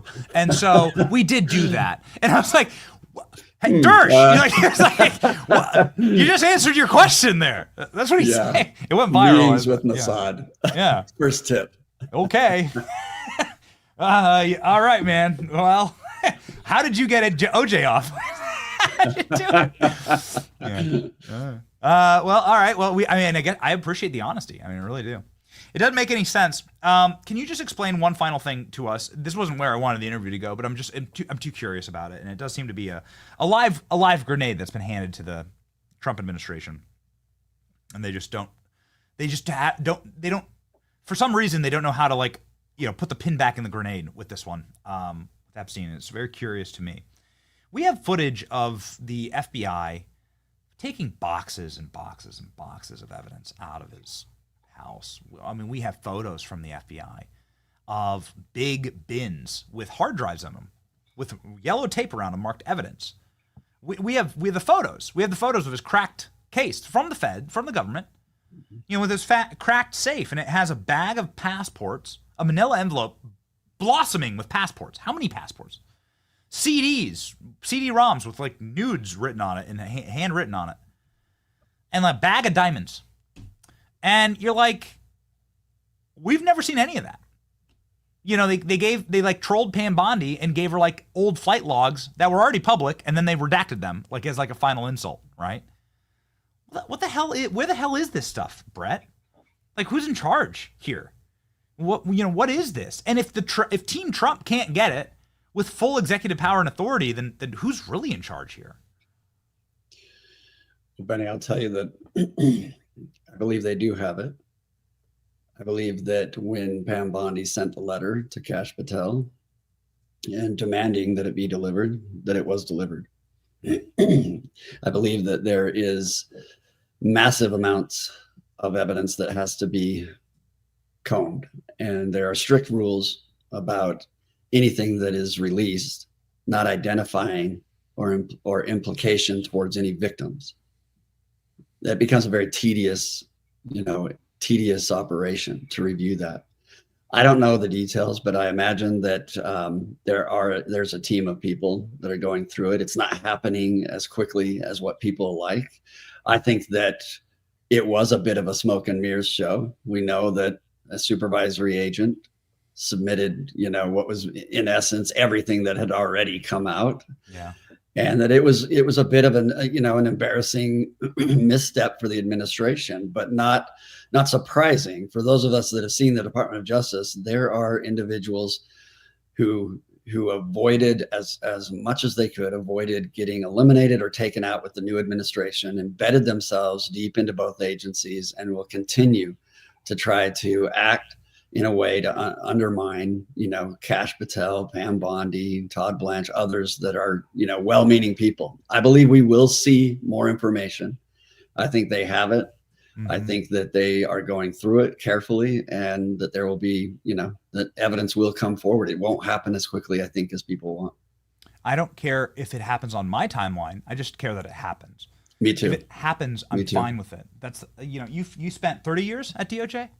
I like, did. Like, don't 25 years, over 25 years in the criminal justice system. Don't you want people to, at the very least, believe you, right? Like, I want a country where I believe that federal law enforcement is acting to lock up predators, right, and pederasts. Yes. Like, I want that, and aren't protecting them. Like, shouldn't that be like the first layer, right? That like my tax dollars aren't going for the That's right. And they lost that. They did of their own. They action. did. I mean, as a patriot, Brett, I want that back. I want that. True. I'd like for people to just trust law enforcement again, right? Like, at the very least, like that I believe what you're saying, but they've atomized my trust and the trust of this entire audience. They deserve every bit of skepticism, every bit of criticism as a result of all of their actions. It started before Comey. It went through the Comey years, through the Wray years, through Merrick Garland and the attorneys general that we have had. And they have earned every single bit of not just skepticism, but outright, lack of confidence and a belief that the justice system is actually working in a manner against the American people. And that conclusion is justified by their actions. So let's start with Epstein, or let's start with any of the others, and let's have transparency so that we can then again start to have confidence that the administration of justice equally and fairly is the goal and the objective and the conduct that we observe. Yeah. I mean, there's a dude on camera planting pipe bombs at the RNC and the DNC. Yeah, like, where is that? That should be the easiest. Well, who had the cocaine in the White House? Yeah, I mean, that's exactly right. Bro, do you even understand what a uniting? I don't know a single member of MAGA, Brett, that wouldn't be in favor of locking that guy up. Yeah. I don't know anyone. Yeah, absolutely. I know. I've been to hundreds of Trump rallies. I've met tens of thousands.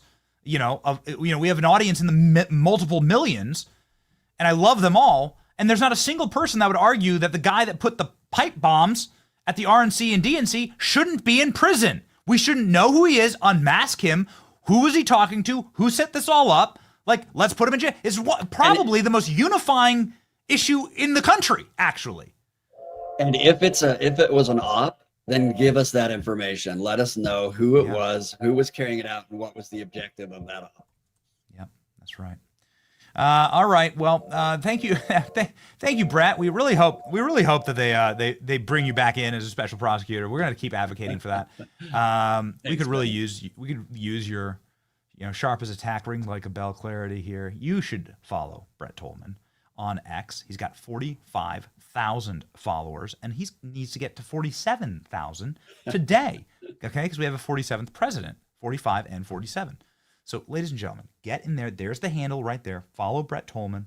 He's in charge of Right on Crime, and my producers are demanding that I ask you if that was a locomotive in the background. Yes, it is. Okay. That was a train that runs by our barn, our home and barn. How Western are you? Yeah. Yes. Are you in Wyoming? I'm in South Dakota. Okay. Right in the shadows of Mount Rushmore. Oh, that's great. Can we do next time? Let's do a shootout live on. Yeah, we can do a high noon. You're quick welcome draw here anytime. All right. Ride horses. We're actually going there. I'll connect with you offline. We're going there soon. Let's do it. Yeah, we're going there soon. You can take us up into the president's skulls in the mountainside. I'd love it. We're going to show everyone what's up there. Look forward to it. All right. Thank you, Brett. Godspeed. Thanks, Benny.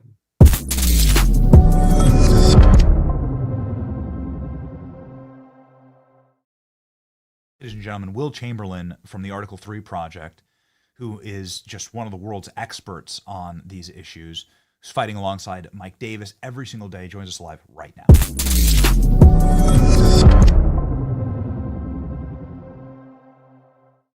I apologize for the delay. We had a technical error in the show earlier that bumped everything, and so thank you for your patience. There's so many concurrent questions here right now. It's really hard to know where to begin. But the topic of the day is obviously the investigation of the Biden pardons. We read earlier in the show the presidential pardon power and what was given to the president in Article 2. And there is absolutely no wiggle room there, as far as we read it, we're no experts, for activist staffers to grab a machine and to say, I'm the president now. Maybe we're reading the Constitution wrong. Will, can you educate us? I'm sorry, Will, you're muted. Yep, we apologize. Hold on. There we go. Now I hear you. I got you, Will. Got you, man. You're good. Are we good now? Yep, you're set. We hear you loud and clear. All right. Sorry, I think somehow the cord got disconnected really quickly. It's one of those days. Fair enough. Yeah. So the answer to your question is no. There is no right for people to use the Autopen that are not. I'm sorry. There's no right for advisors to issue pardons. They don't have the right to do that. Now, I think the Autopen's been used by President Biden, but it's been used by other presidents as well. The key question is whether or not it's being done at the direction of the president or not, right? The president doesn't have to physically sign every single order that goes out the door, but he has to authorize every single order that goes out the door. So the question with these pardons and whether or not they're valid will be if the president, in good mind, with his mind intact, ordered the pardons himself. And that determining whether or not that actually happened is the real question. I mean, how would you be able to prove that? Like, just like, I said the names. I just stood in the middle of the Oval Office and read out the names of 8,000 people, and Joe Biden knew them all. I swear to you, Mr. Judge, how the hell do you prove that? That's sort of the problem, and that's ultimately why I think that if I'm going to predict the outcome here. The outcome I predict is that none of the pardons are going to be turned, abolished or reversed. And I think there's just a proof problem. I don't know how it is, who among there, even if in fact, and I think there's a good probability some of these pardons were done without Biden's knowledge. Would Biden want to admit that was going on? Would any of his advisors want to admit that happened? And if they all, if there's no writing that proves that this, that Biden didn't authorize these, like if there's no, secret group chat that we're unaware of, there's no proof from at the time, I don't think we'll be able to prove it. And I don't think you'll get a whistleblower from within the administration, because if there's a whistleblower, they're almost conceding to a crime themselves. Like they're conceding again that they knew about this grand fraud in the pardons and watched it happen and did nothing. And then that doesn't just lead to a question there. It leads to a bunch of other questions about every other action taken by the administration. So it opens a huge Pandora's box of, if these pardons were legitimate, well, what other presidential actions were done without the president's knowledge? So I think that the odds are that there's going to be a closed circle. The administration and the high level officials in the Biden White House are just, not going to say anything, or are certainly going to deny that any presidential action was taken without presidential authorization. So I don't think there's going to be the proof necessary to change any of these pardons. What is Kamala's culpability here? Massive. Kamala was the vice president of the United States. She was in the Situation Room for plenty of high-level meetings. She would have seen the president. She would have known exactly what the president's mental state was. And I think, I read Jake Tapper's book, and I know, there's plenty of people have plenty of problems with the messenger. Jake Tapper is certainly not a perfect messenger for this, but the book does contain some interesting original reporting specifically about Kamala and about how she did that interview. If you remember the debate where Biden completely fell apart last year, Kamala did an interview on CNN with Anderson Cooper afterwards. Anderson asked her some tough questions and she just stonewalled. And afterwards, she was completely indignant. How dare you ask me these questions about whether the president is senile or not? And it's like, the ego there really indicates, I think, she knew exactly what was going on. She was the vice president of the United States. She and many others.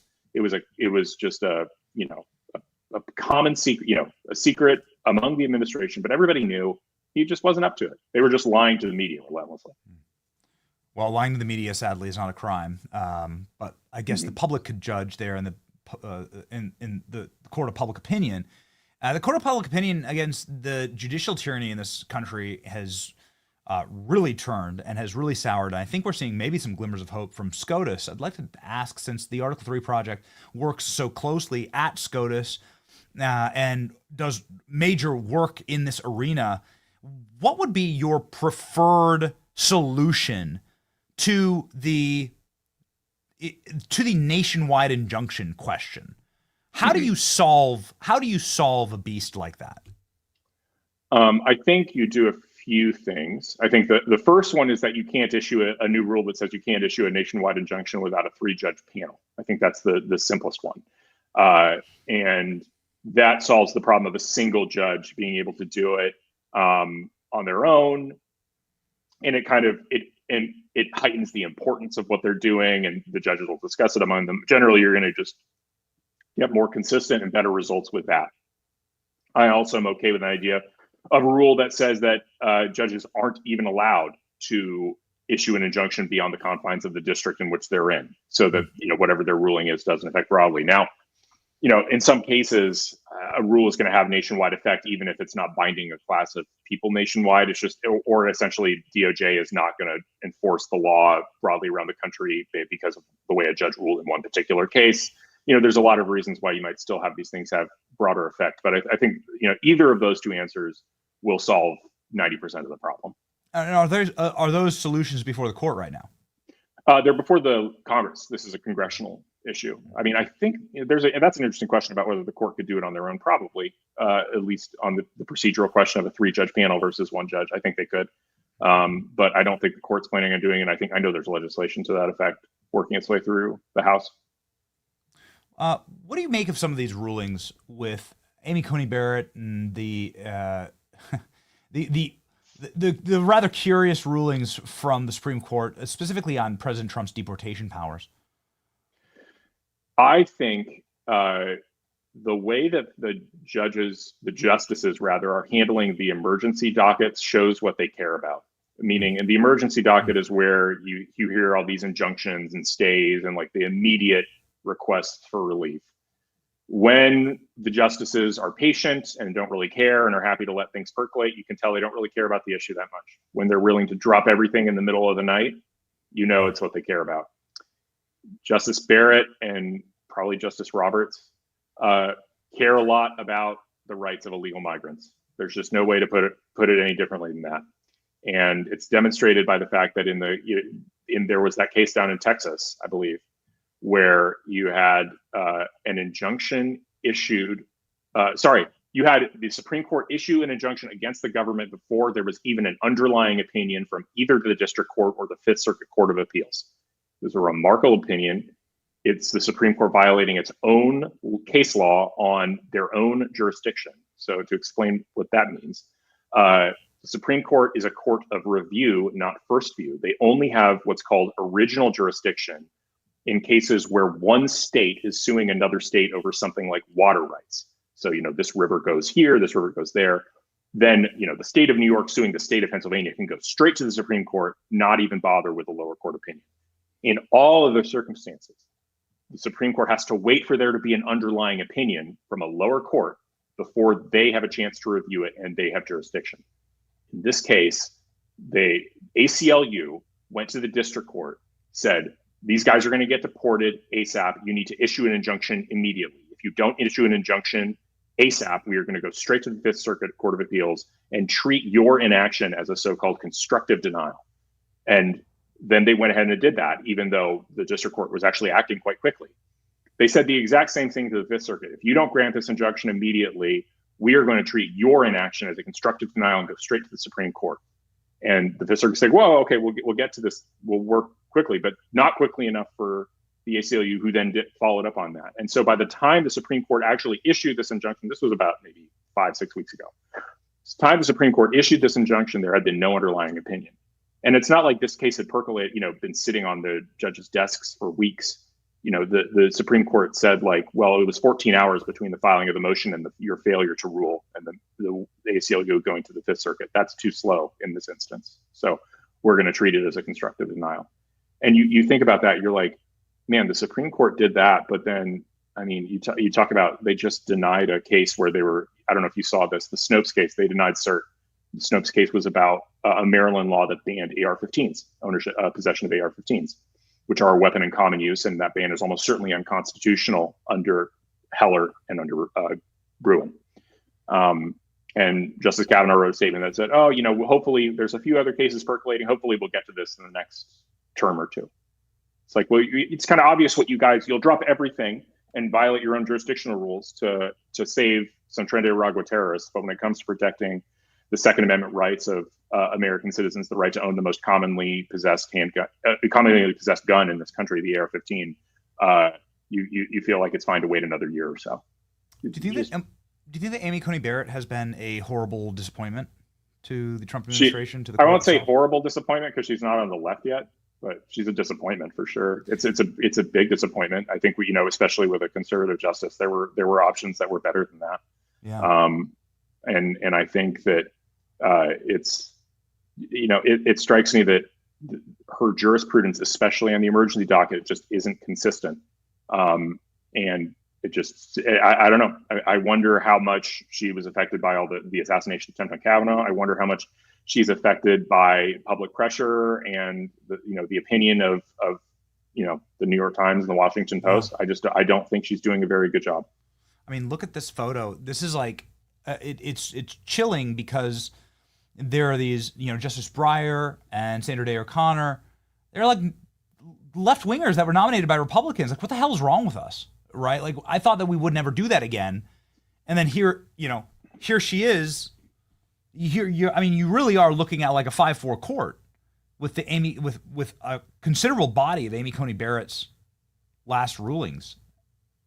Yeah, I think that's right. I think we are looking at a very evenly balanced court, despite the fact that we should have like 6 justices to 3 at this point. It's really disappointing and it's frustrating. I wasn't as involved in the nomination fights when Barrett was going through. I was volunteering a little bit with Article 3 Project at the time, but I wasn't full time, and I was just kind of doing my own thing, mostly on X. And I was fighting for a confirmation, obviously, because everybody was. We wanted to get Ruth Bader Ginsburg replaced with a conservative.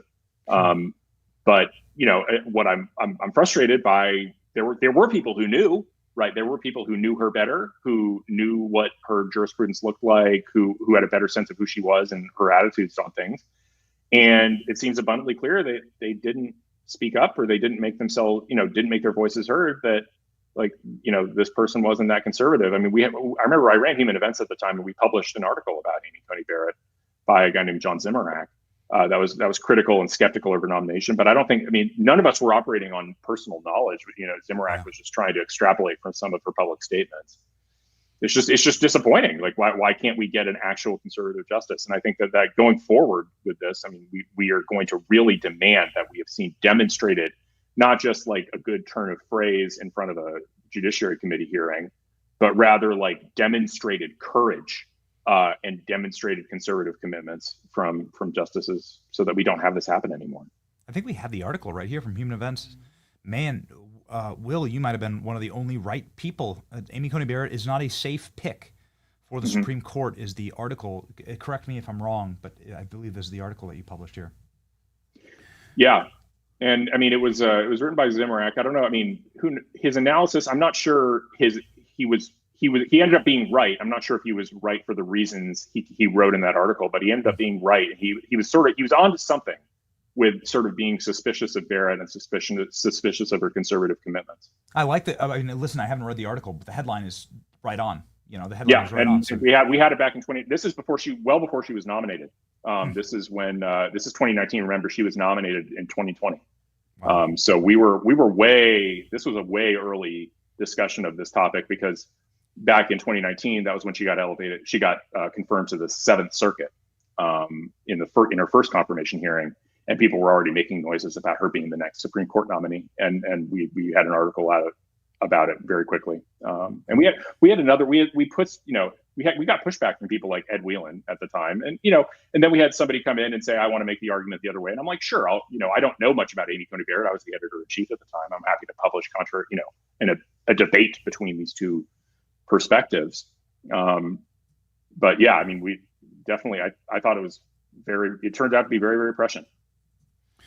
So, in conclusion here, what you're saying is that it worked, that all of the campaigns to reap the whirlwind, as Chuck Schumer would say, all of the armies marching outside of her house, all of the people like coming after her, that all of this worked, and that she bent to elite consensus opinion, and they were able to ply away once again. And again, this is a tactic that they've used through multiple Republican presidencies to ply away a Supreme Court justice and move them to the center left. You're saying that this tactic has worked. I would say Barrett's in the center. I wouldn't call her center left. No, but I would say she's a centrist judge. She's not a Republican judge. Which is not what Trump wanted. Which was not the point of the Trump nomination. No Democrat nominee ever has to worry about this. They never have to worry about no Democrat president has ever nominated somebody who didn't turn out to be exactly what they wanted. Because elite consensus, they're just happy to, if they're a leftist judge, they're within the elite consensus already. They don't need to be moved. Okay, so just real quickly, since you do this work every day, what the hell is wrong with us? Why can't we do this? Why can't we get like why can't we get an Alito every time, or I think every time? I will say part of it is lied to. Are we stupid? Are we weak? Are we cucked? Like, what is it? Part of it is the nature of the legal profession. The legal profession itself skews very far left, right? And so even the Federalist Society, which is like the right-wing bastion within the legal profession, is sort of center-right. And as a result, when you go to law school, all your professors, almost all of them, will be progressives. Almost all. Like, I went to Georgetown Law Center. I think there were something like 200 professors on staff. You could classify 3 as right to center-right out of 200. And that was good compared to other law schools, which might not have a single conservative on staff. So you are imbibing a progressive view of jurisprudence. You basically have to, you can come out of it very conservative in the sense, and it can be very valuable for a conservative student to go through in the sense of, it's like you're running through the gauntlet. You're just arguing with progressive law professors all day. That's a useful intellectual development tool. But it does create this dynamic where in the legal circles where people are trying to get esteem and be respected, the people whose opinions they care about, a very large number of them are going to be progressive. So I think it is a natural anchor kind of pulling conservative lawyers to the left. And so when it means that it is a much harder task, and you have to be much more careful as a Republican president selecting justices for the Supreme Court, selecting judges, because you need to find people who are immune to that pull. Yeah. Mike Davis calls her the professor, and now I understand what you mean by that. Thank you, Will. This is obviously always insightful, and it's something that's very curious to us. And I wish that we could solve this problem, because if you had a 6-3 Supreme Court right now that was actually rock solid, I think you'd be rid of so many of the issues that Trump. We could have done so much. All this nationwide injunction nonsense could have been the stop could have been put to it in February. And we could just be slapping them down left and right. President Trump could be deporting people much more efficiently and aggressively. Yep. Yeah, it could have been much better. Nearly 400,000 people follow Will on X. You should be one of them. He's the chief senior counsel at Article 3 Project. Of course, you know it well, and they are the true rock-ribbed fighters for an actual system of law and order and justice in this nation, and you should follow Will. Godspeed, Will. Thank you for being on. Thank you, Ben.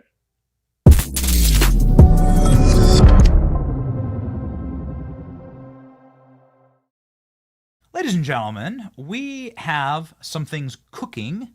We have we're going to have a very interesting, very unique product line that's going to be launching, and we're going to be launching it with our friends at Spotify.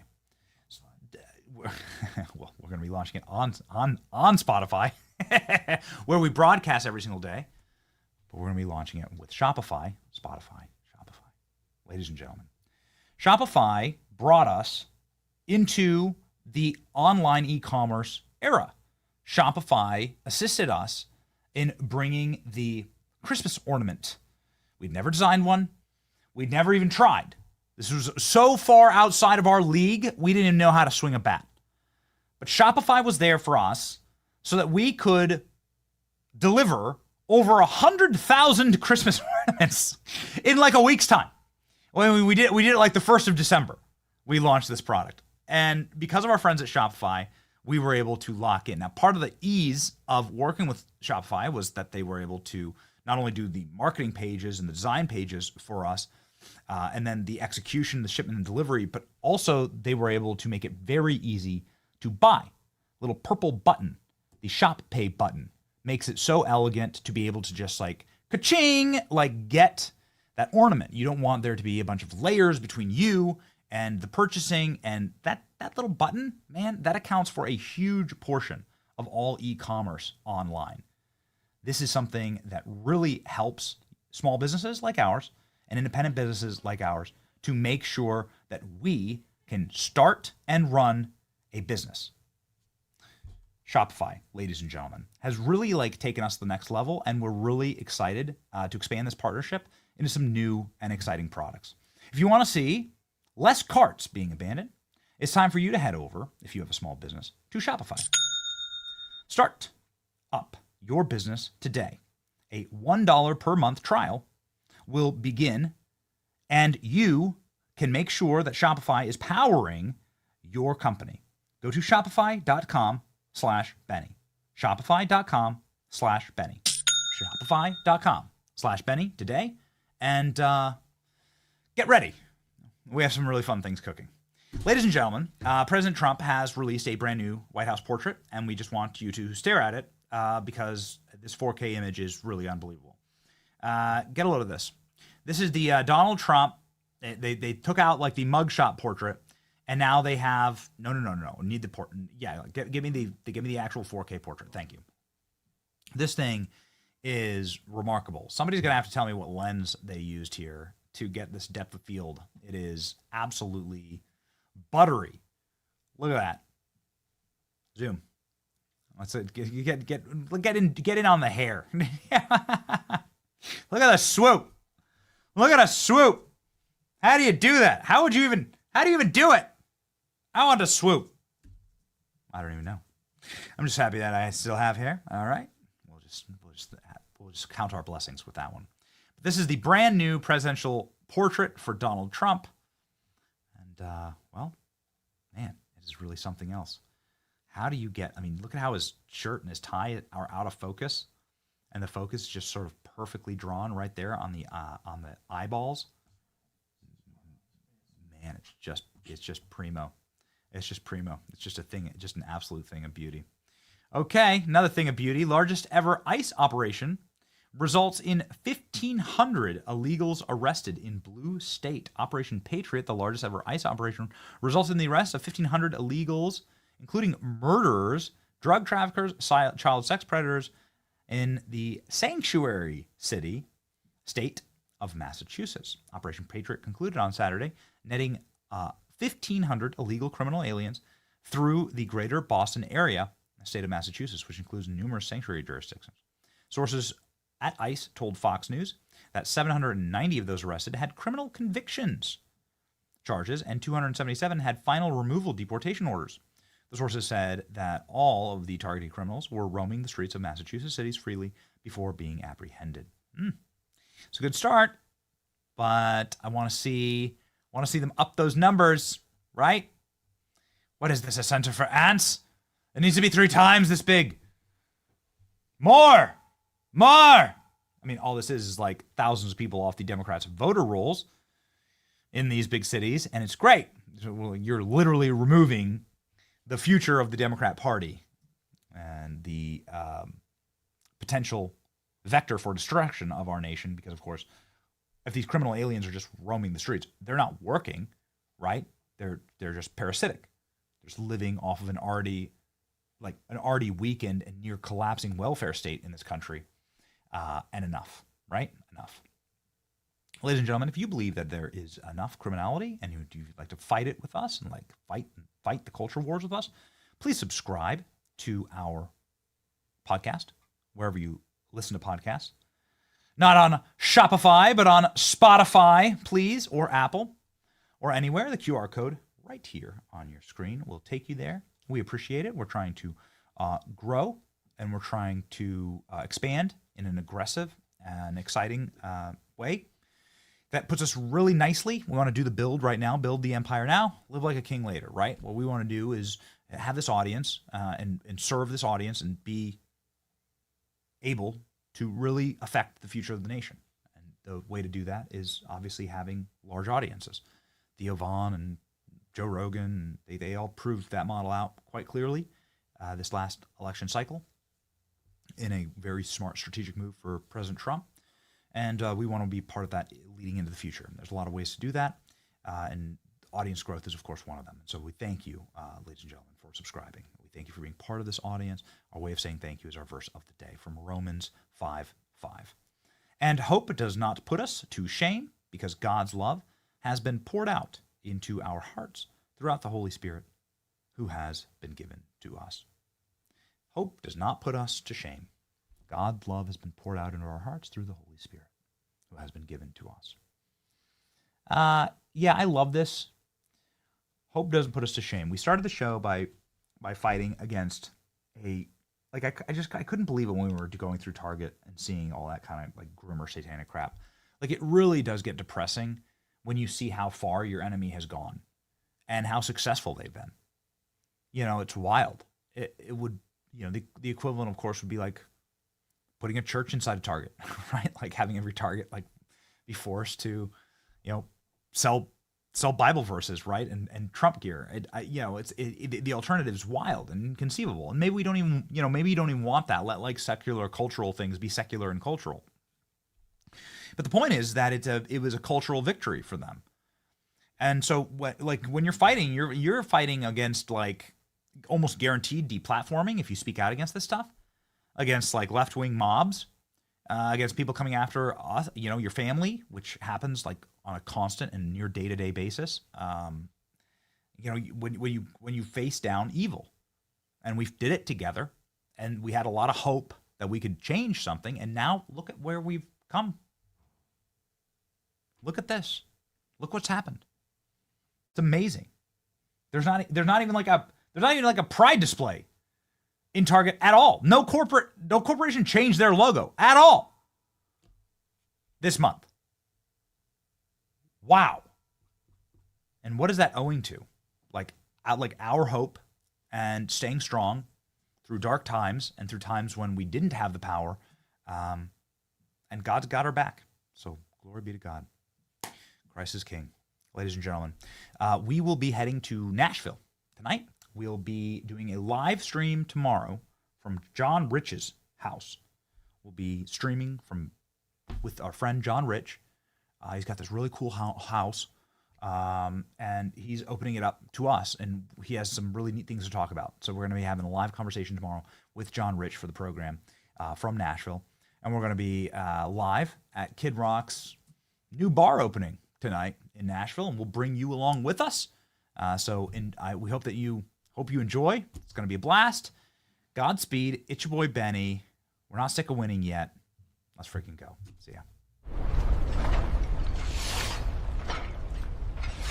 Listen, Jack, there is no stopping what is coming.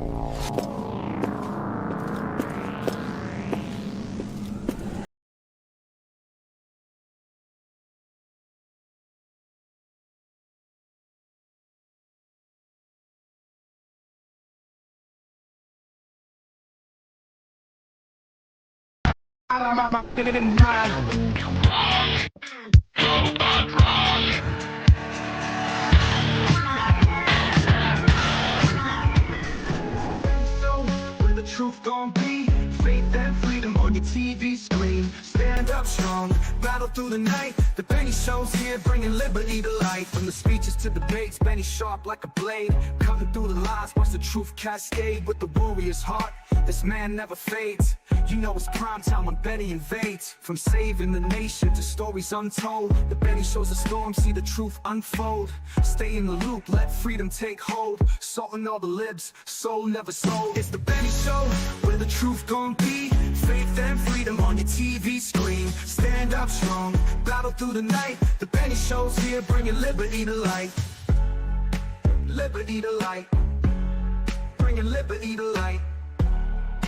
Liberty to light. Bringing liberty to life. From the speeches to debates, Benny sharp like a blade, cutting through the lies, watch the truth cascade. With the warrior's heart, this man never fades.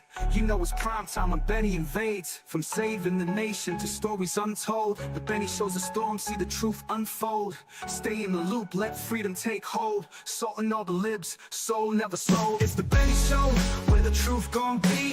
Faith and freedom on your TV screen. Stand up strong, battle through the night. The Benny Show's here, bringing liberty to light.